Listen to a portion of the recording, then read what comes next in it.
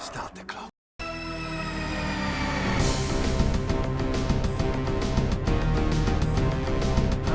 Evening kids, Dr. Freedom here with you, time for some Doctor Who news. All's been quiet on the filming front. I can only assume they're back in the studio or something going on like that. I have not heard a single word or a single peep on that area of, basically no Doctor Who filming pics or anything like that. No one knows of any locations that have been outstanding. There was one that turned out to be for another television series. So we can leave that out on the doorstep for now, but not a lot to report tonight. Keep in mind, the Omega Files is Saturday. Will be being recorded at 5 p.m. because I have to work. And that will be the Game of Thrones cast. The following weekend will be Guardians of the Galaxy. So hang on tight. Also, if you want, tune back to last week's where we were talking about Avengers versus Avengers Age of Ultron. It was a fun little romp. We went off subject so many times, it wasn't even funny. We talked about everything from, the comics, the Spider-Man, oh, sheesh. But still wound up back on track and had a fun time with that. So go back and give it a listen if you haven't already. But okay, let's go ahead. Let's take a look at what little I do have tonight. There isn't a whole lot. Okay, first off, of course, happy birthday to the beautiful Carole Ford. And I don't use the term 75. I don't use that young thing. She is 75 years old today. She was the very first, Doctor's companion, technically. She was the Doctor's granddaughter. They tried to gloss over this quite a few times, and unfortunately, it never took. Like I said, one of the best things I remember her for was during the 5 Doctors, they tried to have her refer to the Doctor as the Doctor, and she outright refused. She basically said, I'm not going to refer to him as anything other than grandfather, or I'm walking. And so thanks to her, that piece of vital Doctor Who's history did not get rewritten in 1983. Also, she's appeared numerous times in Big Finish audios, reprising the role of Susan Foreman. But we need to get her back on screen. And people are like, no one would be interested in that. And that's funny because how come when I put up that video a while back saying Capaldi wants Susan Foreman back on the show, it's like well over 700 and something views. And I don't do big time advertising, folks. I'm sorry, I'm not one of the guys who slips YouTube a couple of bucks every now and then to stick my video up front, like certain other shows I can mention. But, that's, the nice thing. So I'm really hoping just once I'd like to see her back on the show. But 75 years old today, Carole Ford, stay with us. All right.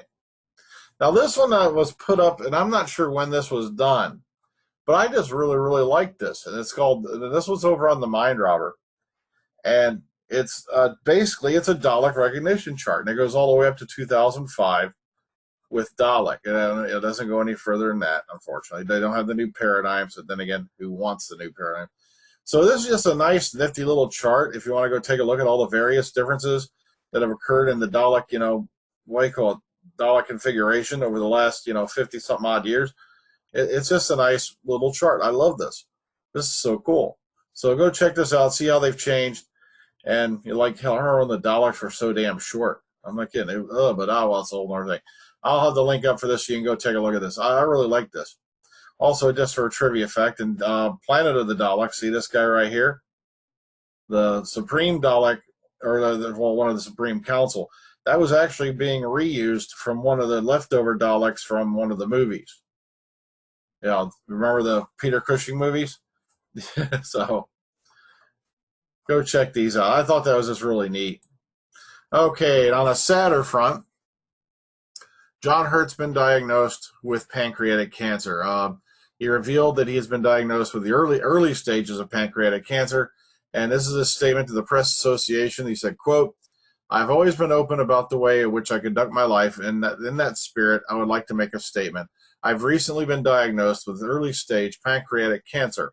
I'm undergoing treatment and am more optimistic about a satisfactory outcome, as indeed is the medical team.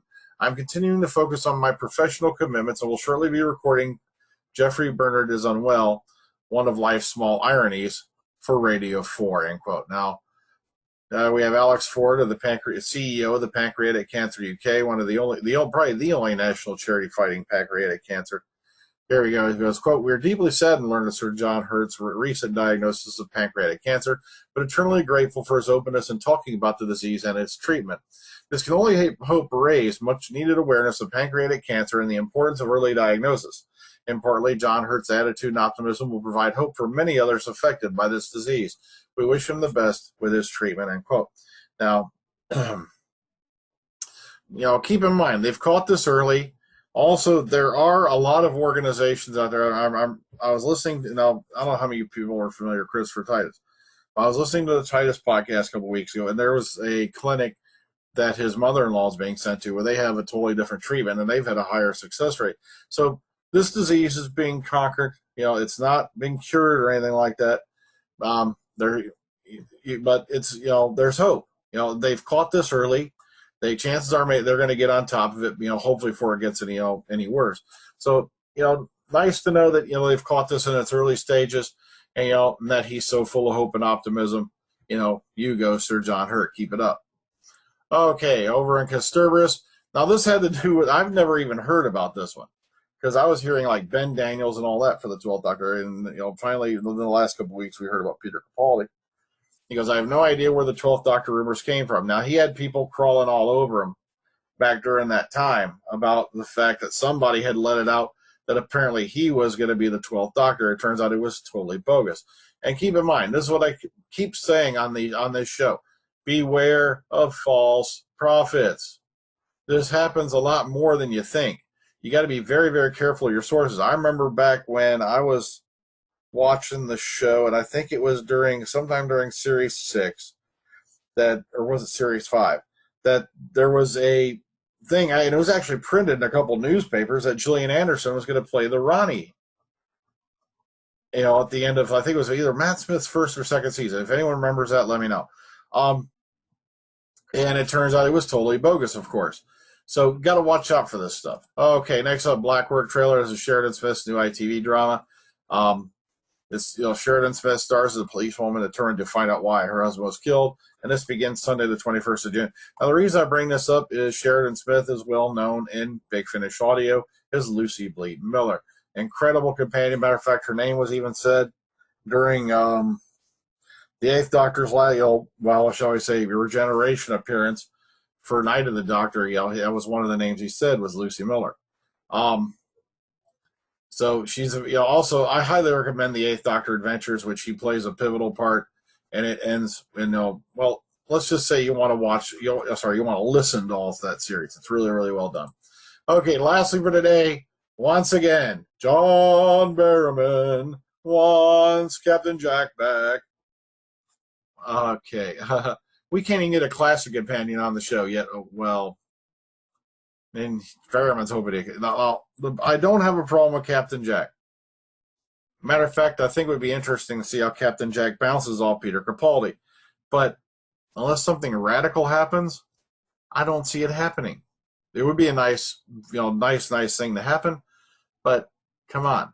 The only people who are getting returns are useless characters like Osgood. Oops, sorry, did I say that out loud? Oops. My internal monologue must be out again. Yeah, Osgood. Yeah, whatever. Okay. Well, that's all I have for today. That's about it. Okay, keep in mind, Omega Files this weekend will be Game of Thrones. We're going to sit back, look back over Series 5, talk about the Series 5 finale, and plus I got a mountain of questions to ask the panel, because we were sitting here talking about this, of course, the other day when we had all finally seen the finale, for Series 5. And it's a very, very twisted story at this point. So, and I know opinions vary heavily on how Series 5, ranks out compared to the previous 4. So, it's going to be a fun podcast to sit down and have a yap to. Okay, well, that's all I got for you today. So, everybody take care, ta-ta. Enjoy the rest of your day. Well, which one little less of it. And I'll see you all tomorrow. Bye-bye.